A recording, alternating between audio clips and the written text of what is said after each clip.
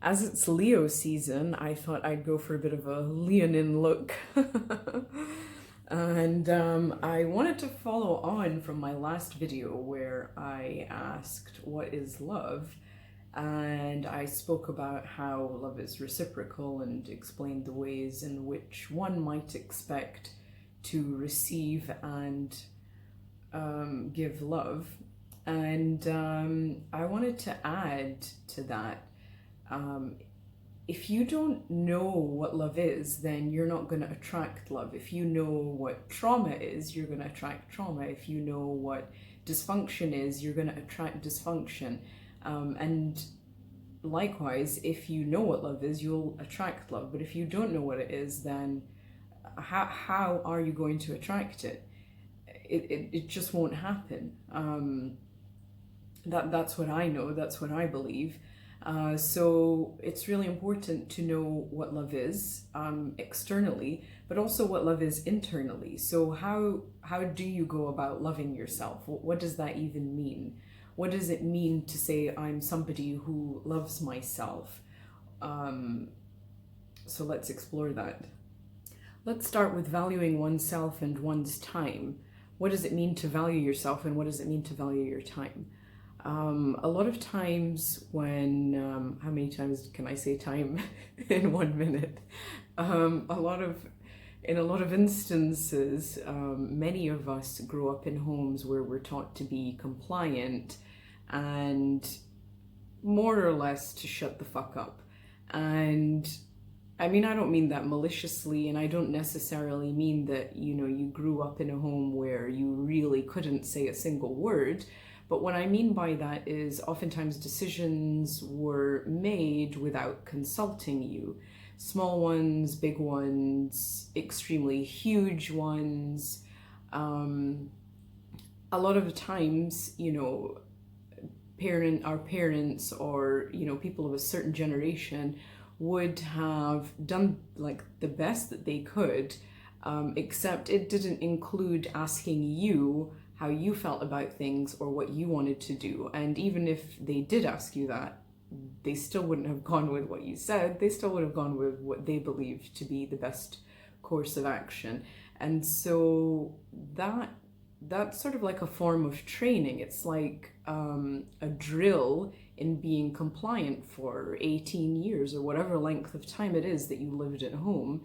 You will likely have been shaped into someone who's quite compliant. So you'd be high in agreeableness, which is a personality trait in which you tend to go along with what the majority of people are happy to go along with so that everybody can be happy. That's not a bad thing. I'm not saying it's a bad thing at all. It's a really good thing. It's actually very nice to hang out with people who are agreeable rather than with people who are quite low in agreeableness, because it's a fun time. You get along with them and there's little conflict. Generally, everyone is okay with the chosen activity or whatever it is. And you have a nice time. You come away from it feeling good about yourself, and everybody feels good about themselves. And all in all, you will end up having a good time with someone who is high in agreeableness. But when it comes to relationships, these sort of qualities can be a bit of a double-edged sword. So you'll attract a lot of people in because they'll enjoy spending time with you, and they'll particularly enjoy the way that you make them feel. But because you're so, open and willing to please, you might ignore the fact that actually you don't necessarily feel so good. So you make them feel really good, but you don't necessarily feel that good yourself on a consistent basis. And so valuing yourself and valuing your time in this situation is something that's going to help you to make a decision as to whether you should continue to be in a relationship with this person or not. To have a sense of your own time helps you to see that well, it helps you to see whether something is worth it or whether it's not worth it. If you think about like yourself in terms of time, we get to spend a lot of time here, okay? Like if an illness doesn't befall you, if you're not hit by a fucking bus by accident or whatever, touch wood, let's do that again and again. You get to spend a lot of time here. It's sufficient, you know. Like we're not immortal. We don't get to fucking live forever like vampires or anything like that. But what we do get is sufficient. That is if you're using your time wisely. However, if you're sort of trapped and that's just like being mentally trapped, you know, not that if you're actually physically trapped somewhere. But if you're mentally trapped in a relationship and you feel stuck and you don't know what to do and you don't know what decision to make, a good way to think about it is to think about your own personal time. Your own personal time has absolutely nothing to do with anyone else's personal time. Never make decisions based on other people's time. So let's say you might think that presently the person that you're dealing with requires your support until such a point where they're able to finish, you know, achieving the thing that they're supposed to be achieving, and to achieve that it's vital for them to have your support. What about your time? Like, that's very sacrificial, and we're not here to be sacrificial. We're not here to sacrifice our time for anyone else. So to think about your time on this earth is a very good way to love yourself, because you're valuing yourself. You're putting yourself first, which you should do, because you're the only person that matters. You're the only person that you're going to be with for your whole life. The whole time that you're here, the only person that you're going to be with is you. People come and go. Relationships start and end. Not everything is meant to last. Not everything will last. But the only thing that will be there every day is you, for yourself. So you have to love yourself and you have to value your own time. Setting boundaries is also another good way to value and love yourself. And what that means is you allow people to treat you the way that you accept them treating you. So setting boundaries doesn't necessarily mean writing a list and rattling off items 1 through 25 to someone and saying, you are going to do this and you are not going to do this, and if I see you doing this, then this is going to happen. That's not necessarily what setting boundaries means, though. If that's your style, then go on ahead and you do you. But setting boundaries is more about what you allow. So if you allow someone to talk shittily to you, then they're going to continue to do that. If you allow someone to take advantage of you, then they're going to continue to do that. Setting boundaries is about what you allow, and those are extreme examples. Less extreme examples, or more day-to-day boundaries, are being clear with people about what you can accept and can't accept in your day. For example, if you don't want to answer your phone every time someone calls you, you can make it clear to them that, listen, you're not going to answer your phone on the hour every hour when they ring, and that they should consider that, you know, you can speak, you're willing to speak to them and you're happy to speak to them at reasonable intervals in the day, but certainly not every single fucking time that they call, if we're talking about somebody that's always blowing up your phone. So that's setting a reasonable boundary. And what was I talking about before? I was talking about allowing. So boundaries are also there. They can be things that you verbally communicate, and they can also just be things that a boundary is something that you just or a lack of a boundary is something that you just accept. So if you're asking yourself questions like, well, you know, why is this person continuing to treat me in a way that I've expressed that I don't like? Ask yourself this: are you allowing it? Like, what is the consequence of them doing that thing? Do you still give them things that they need after they've continued to violate your boundaries? And are you still, and if this has happened so many times, are you still in the relationship with them? Are you still talking about the same thing on repeat? You're allowing this, and therefore you're accepting it. So therefore there is no boundary, even though you may verbally state that you don't like something.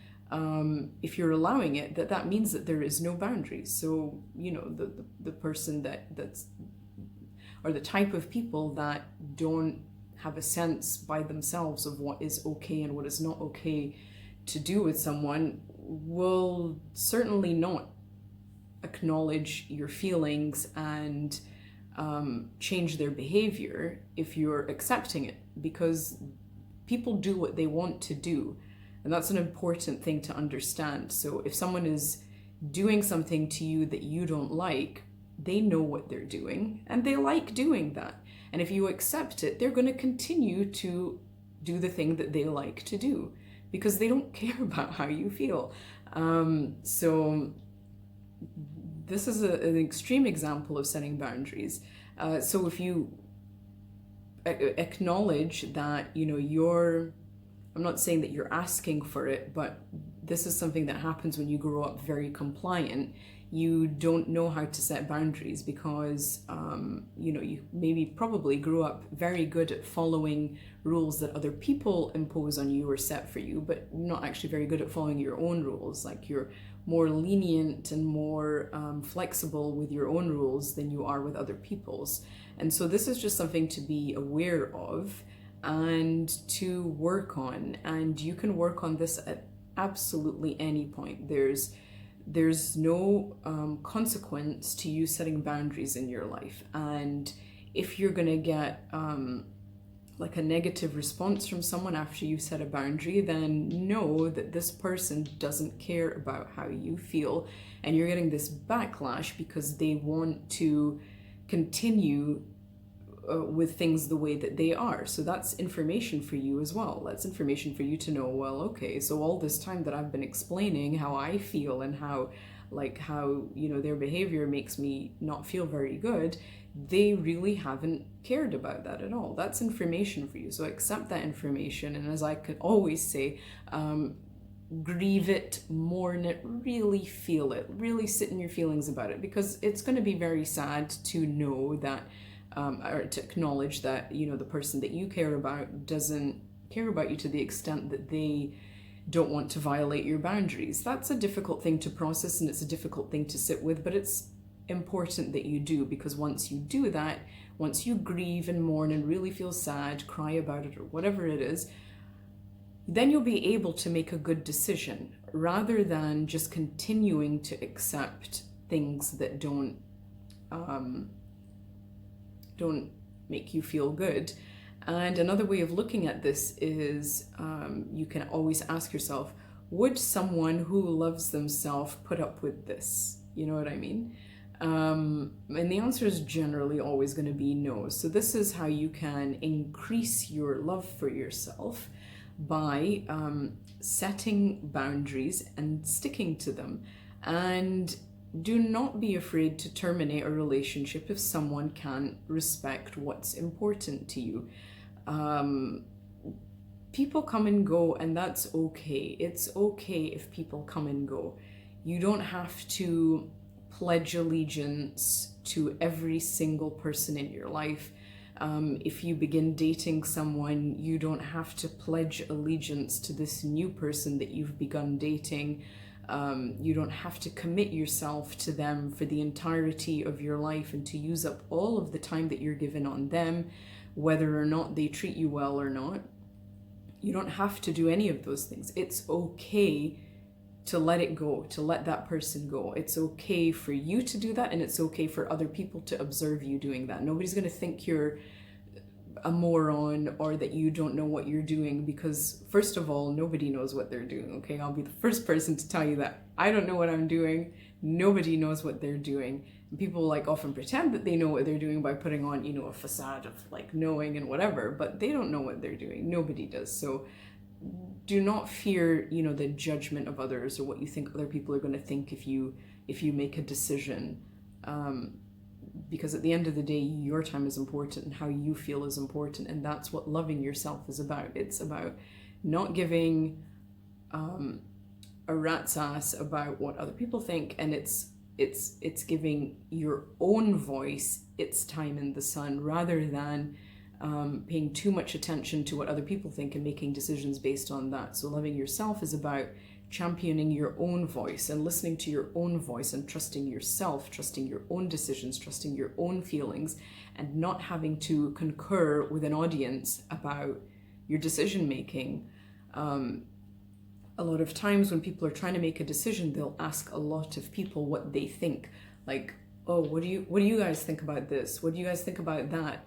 I've been thinking this, but what do you think about what I've been thinking?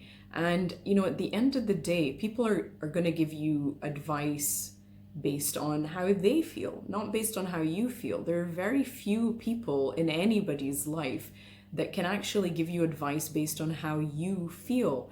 You're the only person that really should know yourself that well to know how you feel. So if you're deferring decision making to the group's best guess, then chances are you don't really know yourself very well.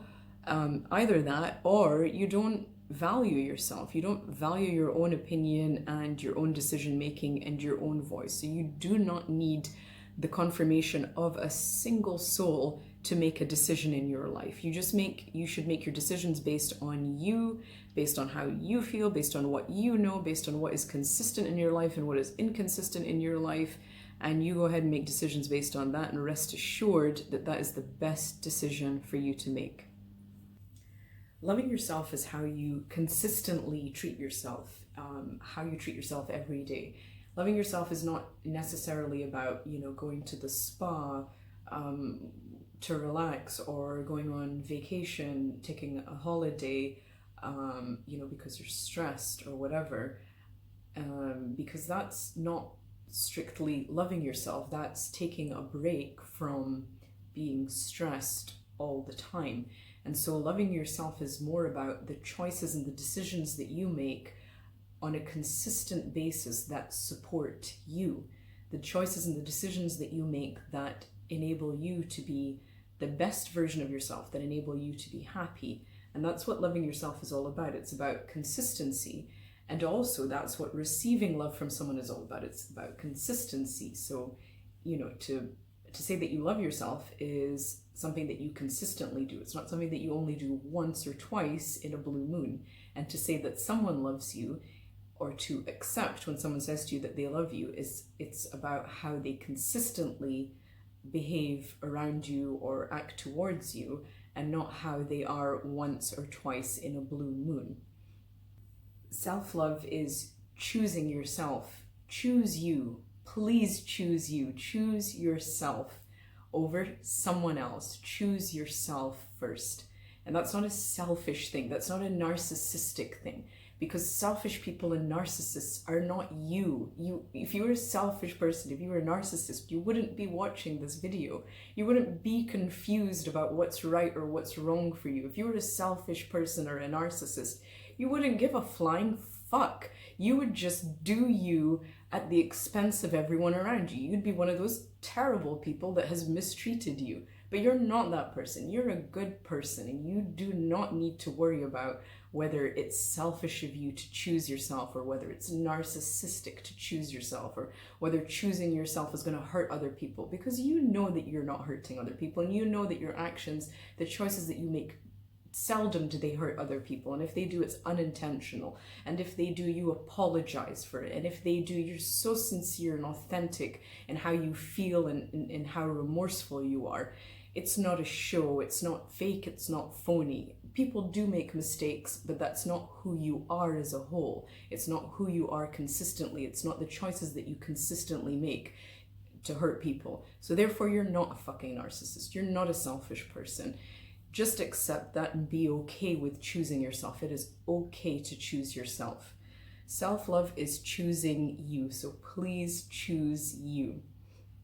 Allow yourself to shine. Allow yourself to be brighter than bright. Allow yourself to be your truest color, your truest song, your truest emotion. Allow yourself to be your highest potential. If you want to change careers, go ahead and do that. It doesn't matter how old you are. It's never too late to start a new beginning.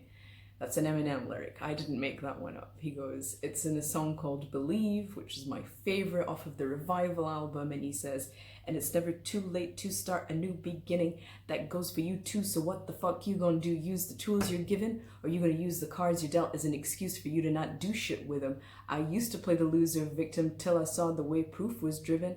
I found my vehicle and I haven't ran out of gas yet when they stack decks, and so on. It goes on. But like, the point is, it's never too late to start a new beginning. So you go ahead and do that. If you need to do something different with your life, do something different with your life.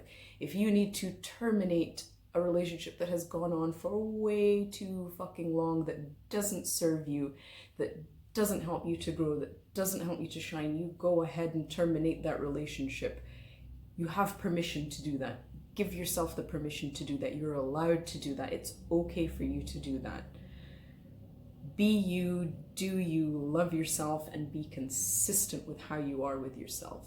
Don't treat yourself like garbage one time and then treat yourself like you're the king or the queen another time, because that's inconsistent.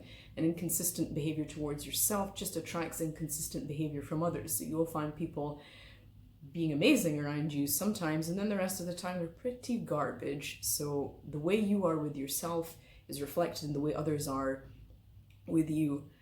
As within, so without. And I will leave you with that, party people. I think this video is very long. I hope you don't mind listening to me talk for this long about topics. Let me know in the comments what you want to hear more about. Please like and subscribe. I would really appreciate that. And as always, mourn and grieve the thing that's bringing you down so you can rip that shit out of your soul and let it the fuck go. Love and light to you. Thank you so much for watching. I hope you have a wonderful day. And if you're having a garbage day, that's okay, because I'm with you and I will make these videos for you.